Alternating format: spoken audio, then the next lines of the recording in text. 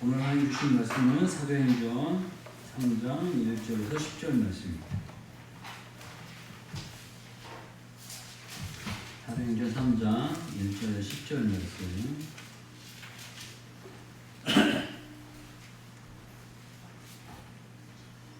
네, 한 절씩 교독하겠습니다. 제가 먼저 하겠습니다. 제9시 기도 시간에 베드로와 요한이 성전에 올라갈새 나면서 못 보게 된 이를 사람들이 메고 오니 이는 성전에 들어가는 사람들에게 부걸하기 위하여 날마다 믿음이라는 성전문에 두는 자라. 그가 베드로와 요한이 성전에 들어가려 함을 보고 구걸하거늘 베드로가 요한으로 주목하여 이르되 우리를 보라 하니 그가 그들에게 무엇을 얻을까 하여 바라보거늘 베드로가 이르되 은과 금이 되었거니와 내게 있는 것을 내게 주노니 나사렛 예수 그리스도의 이름으로 일어나 걸으라 하고 오른손을 잡아 일으키니 발과 발목이 곧 힘을 얻고 뛰어서서 걸으며 그들과 함께 성전에 들어가서 기도하고 뛰기도 하며 하나님을 찬송하니 모든 백성이 그 걷는 것과 하나님을 찬송함을 보고 그가 본래 성전 위에 앉아 뭐라는 사람인 줄 알고 그에게 일어난 일로 인하여 심히 놀랍게 여기며 놀라니라. 아멘. 제가 서론에서 지금 사도행전을 저희가 계속 하고 있는데 제 자신과 또 이런 어떤 고백 가운데 한 가지를 계속 이렇게 반복하게 됩니다. 그 반복하는 이야기는 교회가 뭔가라는 거예요. 교회가 전에는 교회라는 게 그냥 모여서 예배드리고 많은 사람들이 교제하는 곳이라고 정의를 내렸는데 그 다른 모든 목사님들과 그러니까 신앙의 선배된 분들, 한마디로 신앙도 보수가 있고 하수가 있어요. 신앙에 보수된 분들이 가장 중요한 게 뭐냐면 교회를 어떻게 정의하느냐가 중요하다, 이런 얘기를 계속 하세요. 그러니까 내 자신이 교회를 어떻게 정의하고 있는가, 특히 목사들이 교회에 대해서 정의를 잘해야 된다 라는 이야기를 많이 합니다. 교회가 그냥 예배드리는 곳이라고 하면 예배만 드려요, 계속. 그리고 교회가 뭐 전도하는 곳이라 그렇게 하면 전도만 이렇게 막 하고, 교회는 교제하는 곳이다 그러면 교제. 그리고 교회에 가끔씩 보면 요즘에 보면 쉼이라는 표현을 많이 해요. 쉼을 얻는 곳, 쉼터 같은 교회.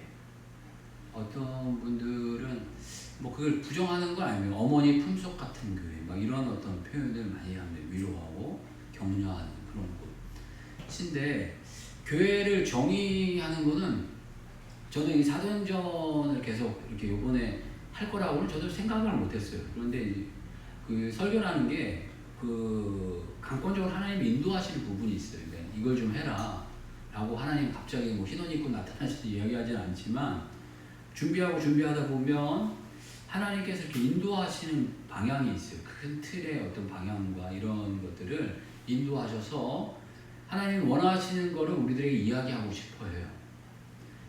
하나님이 원하시는 것을 이야기하고 싶어 하는데, 저도 계속 말씀 준비하면서 보면 저희가 로마서를 시작하면서 지금까지 주제를 하나로 이야기하면 예수님 이야기만 하고 있어요. 지금 복음에 대한 이야기만 약간 주제만 달리했지 계속 이야기를 하고 있어요. 이 이야기를 계속 하게 하시는 이유는 우리가 이걸 잘 부족하기 때문에 그래요. 복음에 대한 부분, 예수님에 대한 부분을 아는 것 같지만 알지 못하기 때문에 계속 이야기를 하고 계십니다. 빌립보서 3장 8절 말씀같이 베드로는 또한 한번 이거 찾아볼까요? 그냥 하지 말고 제 이야기보다는 하나님 말씀이 더 강력한 능력이 나타나니까 베드로 빌립보서 3장 8절 말씀.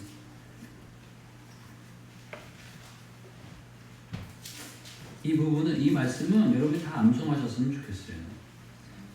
빌립보서 3장 8절 말씀 같이 한번 읽겠습니다. 시작.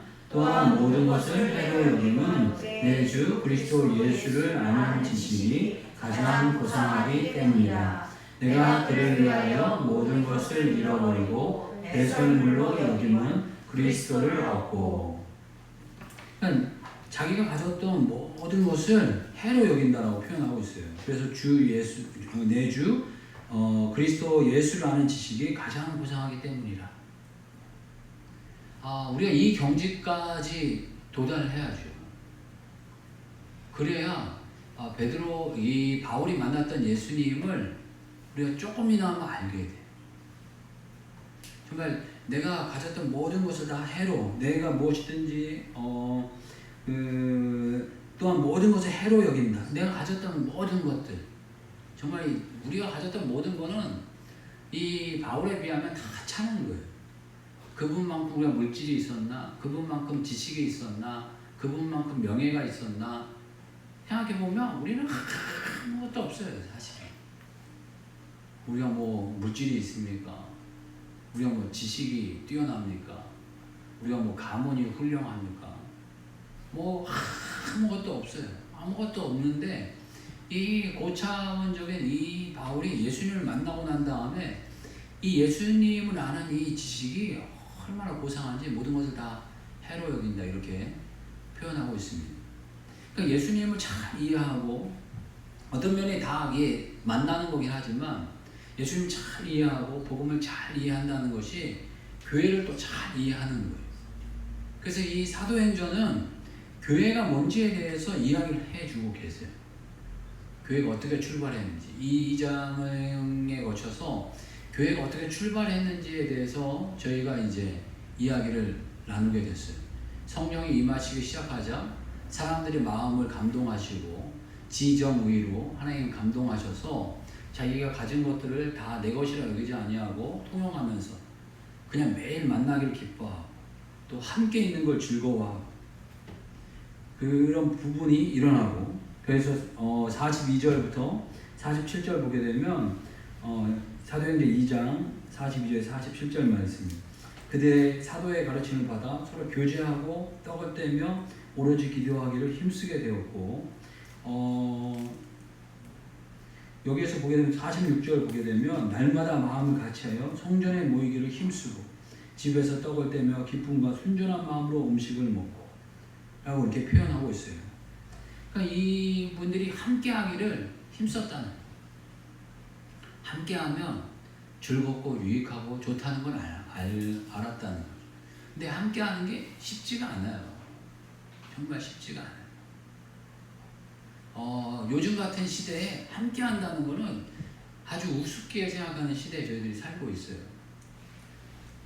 뭐 나 혼자 산다 막 이런 프로도 있고, 그러니까 혼자 잘 사는 게 정말 어떤 면에서 대단한 사람인 것처럼 보이고, 함께 한다는 거는 약간 이렇게 무능하고 어리석은 사람인 것처럼 보이는 세상 속에서 저희들이 살고 있어요.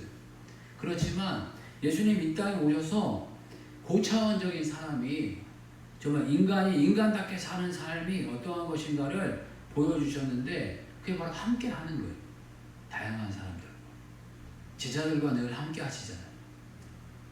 함께 했는데 함께 하는 게 12제자하고만 함께 한 게 아니었어요. 늘 여러분들에게 말씀드리지만 그 함께함 속에 적게는 100명, 많게는 한 500~600명이 같이 늘 다녔어요.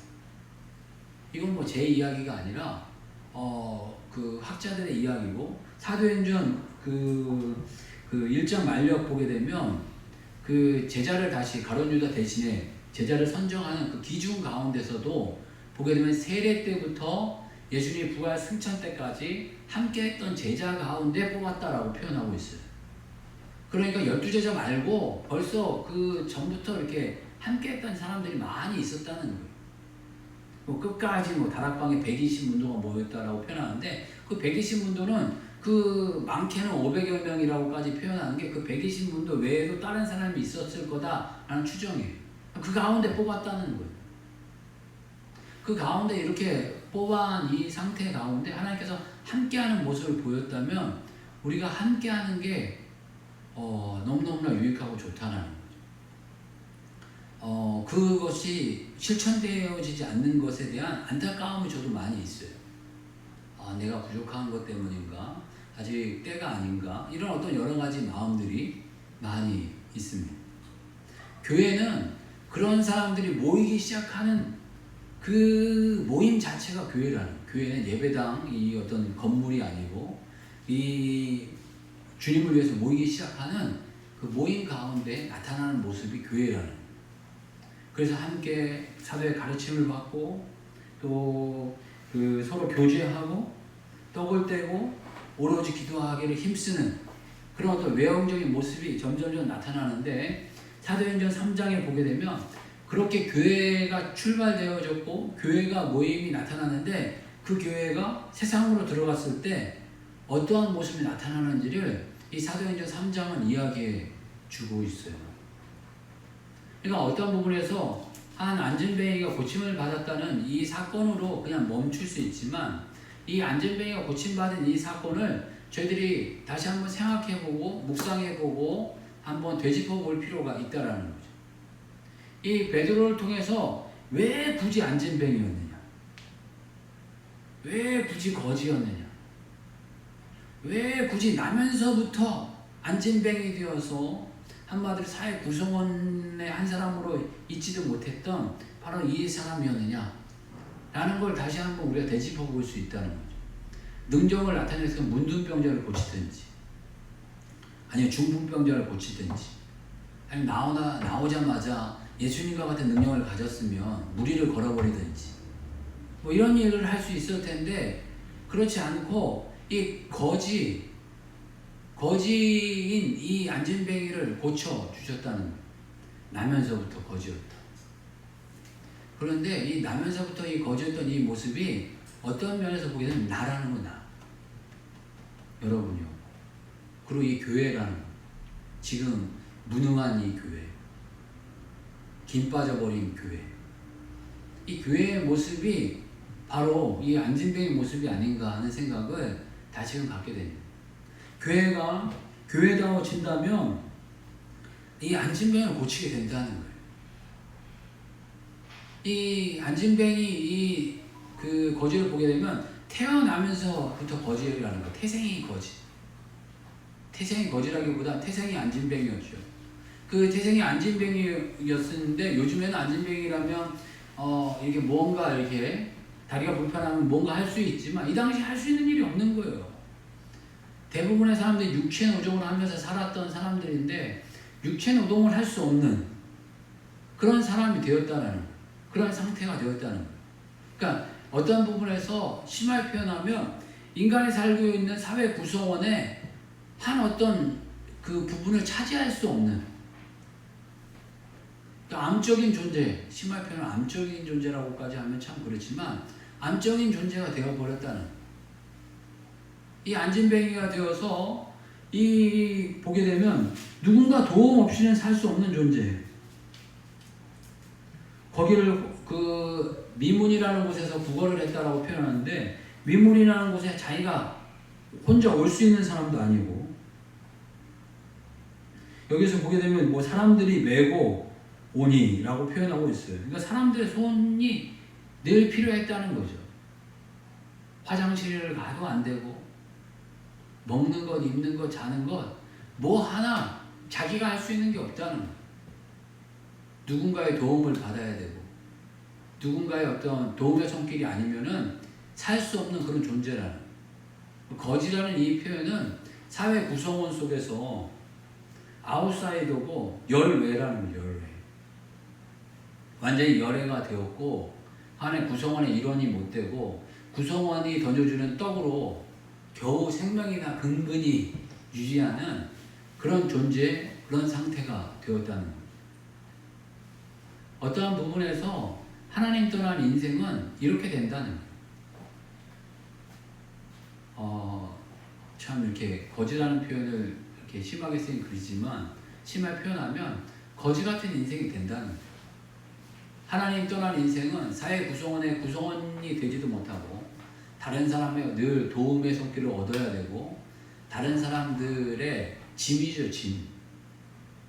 다른 사람의 시간과 물질과 에너지를 뺏어서 그 사람을 옮겨놔야 되고, 그 사람을 다시 집에다 데려줘야 되고, 움직이질 못하니 아무것도 못하고, 먹는 것도 자유롭지 못하고, 함부로 먹었다간 화장실 가야 되는데 누구의 손길을 통해서 화장실 가야 되고, 또 와야 되고 그 말 그대로 구걸이나 하는 다른 사람들의 어떤 도움을 받아야 되는 그런 상태가 되었다는 거죠.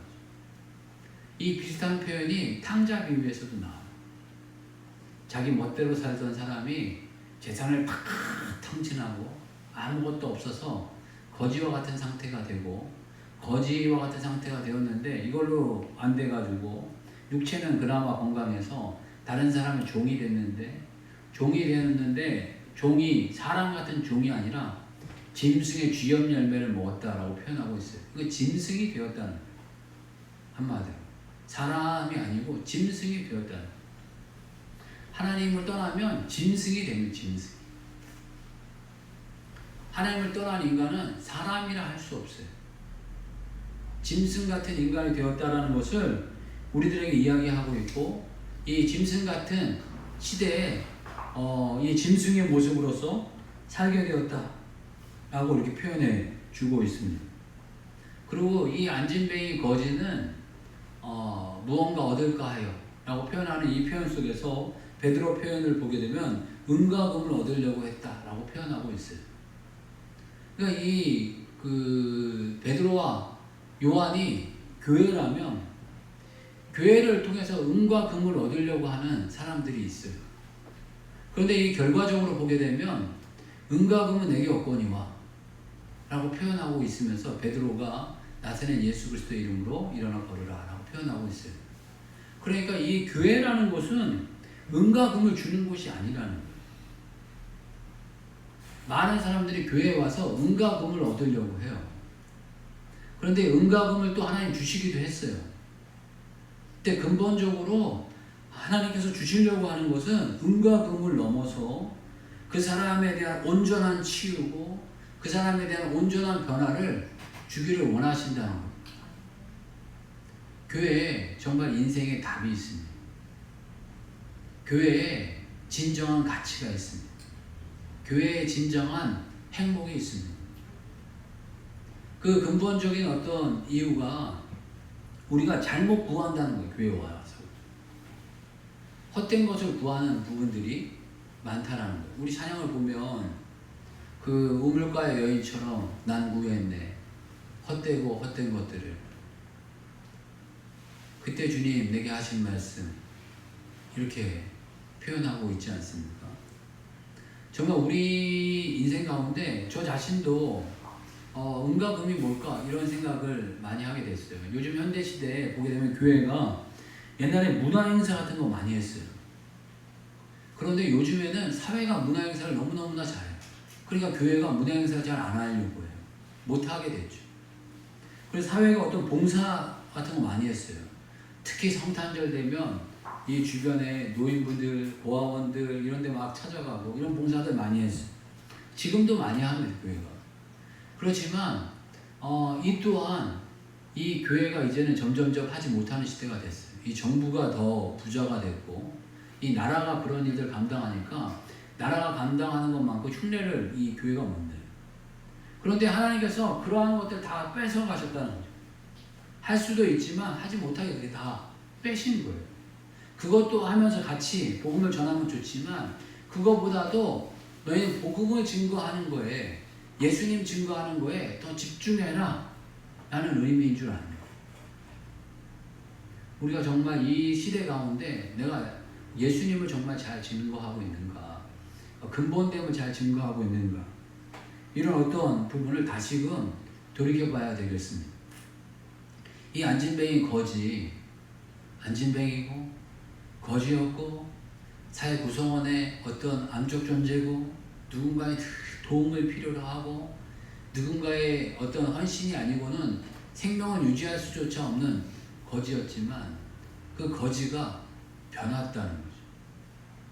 어떤 부자가 됐다는 게 아니고 그 삶의 어떤 근본적인 문제, 가장 큰 문제는 이 안진뱅이의 문제가 예수님 만나자마자 이 변화되어지고 회복되어졌다는 거예요. 그러니까 결론적으로 보면 걷고 뛰고 찬양했다라고 표현하고 있어요. 이 거지는 그날 아침까지만 하더라도 자기에게 이런 일이 일어날 거라고는 상상을 못했을 거예요. 아마 꿈도 못 꿨을 겁니다. 근데 가만 보게 되면 그날 그 즉시 베드로를 만나자마자 이렇게 인생이 변하는 거예요. 이게 복음입니다. 이게 바로 이 예수님을 만난 사람들의 증거라는 거죠. 인생은 어떻게 될지 모릅니다. 정말 사람 일 모르는 거예요.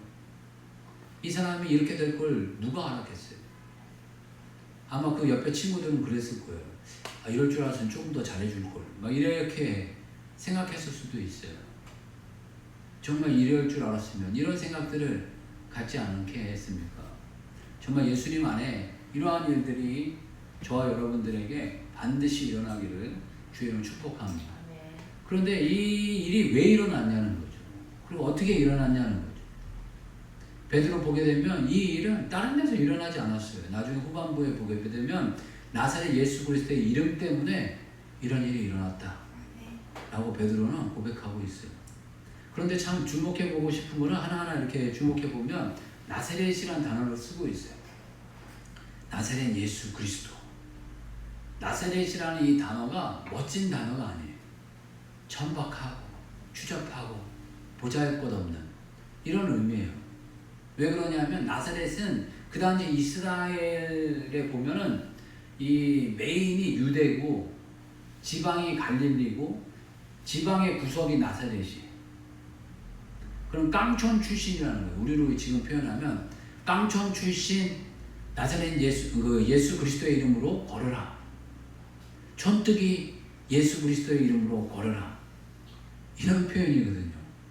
그러면 이 앞에 나사렛이라는 이 단어가 좋은 의미가 아니라 지금 우리는 뭐 늘 이야기하다 보면 좋은 의미라 이렇게 생각하지만 이런 그 낮은 자의 이름인데 보게 되면 이 베드로가 초창기에 이런 마음을 더 갖게 됐던 이유는 이 유대인들이 예수님을 막 그 종려주일 때 유대인의 왕이여 다윗의 이름으로 오시느니여 막 높이다가 그 며칠 만에 죽였잖아요.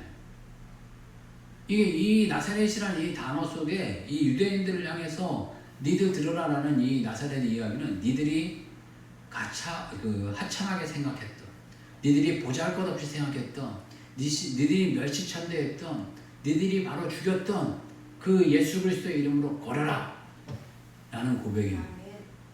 그리스도인들이 하나님께서 이 세상 속에서 멸시천대 받게 하실 때가 있어요. 보잘것없는 인생으로 별 볼 일 없는 인생으로 아유 저 촌뜨기, 아유 저 무식한 놈, 저 아무것도 가질 것 없는 놈 이라는 멸시천대를 받게 하실 때가 있어요. 그렇지만 그 이름에 권세와 능력이 나타난다는 여러분들을 시험하고자 어떤 면에서 여러분들을 더 낮추실 때가 있어요. 그리고 여러분들을 더 무능하게 만드실 때가 있어요. 그렇지만 예수 그리스도의 이름으로 우리가 일어나 걸을 수 있다 라는 그 믿음을 보기를 원하십니다. 어떤 면에서 제가 개척 안 했으면 이만한 믿음 없었을 거예요. 지금도 믿음이 별로 없지만 더 믿음 없었을 것 같아요. 그리고 제가 주변에 이제 개척을 하니까 제일 좋은 게 뭐냐면 담임 목사님들을 이렇게 만나요. 그러니까 저도 별 볼 일 없는 담임 목사이지만 그 주변에 있는 담임 목사님들, 뭐 큰 교회부터 작은 교회까지 시작해서 모든 그 교회 담임 목사님들을 다 만나고 교제할 수가 있어요. 그러니까 너도 담임 목사니까 이렇게 와라 이렇게 교제를 해주셔요. 그리고 또 저희 아버님이 목회를 하신 바람에 그리고 또 멀리서 한 것도 아니고 여기 근처에서 했던 것 때문에 저희 아버님을 아시는 분들 때문에 더 저를 이렇게 챙기고 부르시는 분들이 있어요. 부르셔가지고 이렇게 만나 이야기를 하다 보면 깜짝 놀랄 때가 있어요. 뭐냐 하면은 딱 깡촌 출신들이 많아요. 보면 그 인생의 짧게는 10년 혹은 15년 선배 되신 분들이 많아서 그런 것도 있지만 10년, 15년 선배들이 되게 먹을 거 없고 살 것 없으니까 시골에서부터 서울로 올라왔잖아요. 그래서 이제 자수성가한 분들이 많이 있기도 하지만 그분들 보니까 저 밑에 뭐 해남, 고흥, 나로호 뭐 이런 데 있잖아요. 어딘지도 모르겠어. 근데 지금 이렇게 그 제가 네이버 지도 찾아보니까 저기 밑에 끝에 좀 이런 데 사람이 사나라는 싶은 곳에서 살다가 지금 오신 분들이 있어요. 그 목사님들한테 목사님 개천에서 용났네요. 그랬더니 맞아, 내가 개천에서 용났지. 목사님이 서울 올 때 그 동네에서 현수막 붙였겠어요. 현수막보다 더한 것도 붙일 수도 있었는데 그 당시에 돈이 없어서 현수막도 못 붙였지. 이런 얘기 하시는 분들이 있어요. 정말 개천에서 용난 분들이 많아요. 예수 믿는 건요, 어떤 부분에서 개천에서 용나는 거예요. 반대로 하나님께서 개천에서 용나는 줄 알고 자기가 높아진 자는 반드시 또 낮추시고 낮은 자는 낮아진 마음은 가난한 마음은 높여주세요. 어떤 부분에서 저는 어린 시절에 제가 너무너무나 귀한 사람인 줄 알았어요. 왜냐면 집에 뭐 일하는 누나도 있었지, 늘 그 부모님 그 일하시고 뭐 그랬지. 그래서 부모님 다 일하시고 아버지 사업하고 어머니 학교 선생님이고 그러니까 온 동네에서 저 집은 귀한 집이다 이렇게 다 쳐다봤어요. 뭐 특별히 많은 건 없었지만 아 귀한 집 자손이다. 그리고 다 몇몇 사람들이 저를 도련님이라고 생각할 만큼 다 섬겨줬어요. 일하는 누나가 당연히 도련님인 줄 알고 이렇게 떠받들어 줬으니까요. 다 그냥 귀하게 떠받들어 줬으니까 제가 어린 시절엔 도련님인 줄 알았어요. 그런데 나아가서 세상에서 이리 치고 저리 치고 하다 보니까 아 내가 도련님이 아니구나 하는 거를 나중에서 알았죠. 그리고 하나님께서 점점 낮추시니까 아 그런 줄 알았어요. 그런데 나사렛 예수 그리스도의 이름이 나를 새롭게 할 거라는 마음이 있어요. 오늘 이 본문 이렇게 보게 되면 정말 나사렛 예수 그리스도의 이름이 이 거지를, 이 안진뱅이를 그냥 놔두지 않고 그냥 조금만 은가금을 하루 먹을 그 양식을 원했는데 이 예수님의 이 계획은 이 안진뱅이에게 하루 먹을 음식이 아니라 인간의 근본적인 문제인 이 거지에게 근본적인 문제였던 이 안진뱅이의 문제를 해결하십니다. 그리고 안진뱅이가 걷는 데서 그치지 않고 걷고 뛰고 하나님을 찬미하게 됐다 라고 표현하고 계세요. 우리 한번 그 모습 볼까요? 8절 말씀입니다. 7절 8절 같이 읽을까요? 자, 같이 읽겠습니다. 시작. 오른손을 잡아 일으키니 발과 발목이 곧 힘을 얻고 뛰어서서 걸으며 그들과 함께 성전으로 들어가서 걷기도 하고 뛰기도 하며 하나님을 찬송하니. 아멘. 이 거지에게 정말 상상도 못했던 놀라운 일이 벌어지게 된 겁니다. 좀 걷기도 하고 서서 걸으며 서서 걸으며 그들과 함께 성전으로 들어가면서 걷기도 하고 뛰기도 하며 하나님을 찬송하니. 이 사람에게 정말 자기가 걸을 수 있을 거라고는 상상도 못했을 거예요. 그랬더니 걷게 되니까 너무너무 좋아서 뛰며 걸으며 이렇게 하나님을 찬양했다는 거예요. 얼마나 기뻤겠어요, 정말. 자기가 태어나서 처음 걸어보는데, 그리고 점프해서 뛰어보니까 점프도 되고 뛰는 것도 되고 얼마나 놀랬겠어요. 이 사람이 제일 놀랬을 거예요. 그러니까 하나님을 찬양하고 하나님 높이는 일들이 일어나게 되었습니다. 그리고 여기에서 보게 되면 발과 발목이 곧 힘을 얻고 라고 표현하고 있습니다. 그 즉시 바로 일으켰다는 거예요. 그런데 모든 게 바로 이 곧과 같이 때가 있다는 거예요. 때가. 하나님의 시간과 하나님의 때가 있습니다. 베드로 보게 되면 이 며칠 전만 하더라도 혹은 길게는 한두 달 전만 하더라도 예수님 돌아가셨을 때 예수님 부인하고 도망다녔던 사람 아닙니까? 그런데 그 며칠 만에 아니 한 두세 달 만이었을 거예요. 두세 달 만에 이 베드로가 이렇게 변하는 거예요. 자기가 부인했던 이름, 자기가 거부했던 이름이 이제는 자기의 인생에 기적을 일으키는 이름, 자기가 늘 고백하고 높여야 될 이름으로 알게 되는 거예요. 그래서 나사렛 예수 그리스도의 이름으로 걸으라. 불과 한 두 달 전만 하더라도 너 나사렛 예수 그리스도의 제자지? 아니요. 아니요. 그리고 나중에 저주까지 하고 도망갔다라고 표현하고 있는데 저주까지 하고 도망갔던 이 사람이 이제는 나사렛 예수 그리스도의 이름으로 이런 기적을 일으키는 역사를 일으키게 됩니다. 정말 우리들에게 마지막까지 있어야 될 일은, 우리가 정말 풍성하게 알아야 될 일은 바울의 고백과 같이 나사렛 예수 그리스도, 바로 이 이름입니다. 저희들이 날마다 이 이름의 권세를 알고 이 이름의 능력을 알기를 바랍니다. 이 바울은 이 이름의 권세와 능력을 얼마나 알았는지 예배소서, 빌립보서 막 이런 거 보게 되면 예수님의 이름의 권세와 능력이 얼마나 높은지 이렇게 막 찬양을 하고 있습니다. 만물의 주가 되신다. 만물을 충만케 하시는 이의 충만이다. 막 이런 표현을 하게 되고, 뭐 태초부터 계신 분, 이런 다양한 표현으로 이 예수님을 고백하고 있습니다. 우리가 정말 배워야 될 것은 예수님이에요. 이 영적인 훈련을 너무 우습게 생각하는, 쉽게 생각하는 경우들이 있어요. 영적인 훈련이 기도 몇 번 한다고 되어지지 않습니다. 시대에 맞게, 때에 맞게 정말 저희들이 영적인 훈련을 정말 철저하게 예수님 앞에서 해갔으면 좋겠어요. 암송 훈련도 좀 철저히 하고, 또 신앙 다른 훈련들도 좀 철저히 해서, 가장 여러분들의 신앙 훈련의 초점은 사람을 세우는 거예요. 사람을 얻는 거. 사람을 낳는 데 모든 훈련들이 다 초점을 맞춰져서 정말 예수님 같이, 저희들 예수님 닮아서 예수님 궁극적인 모든 훈련은 사람을 얻는 데 있었어요. 사람을 잘 얻는 데 탁월해져 가고, 예수 그리스도의 이름을 우리의 인생 가운데 풍성하게 하시는 저와 여러분 되시기를 주의 이름으로 축복합니다.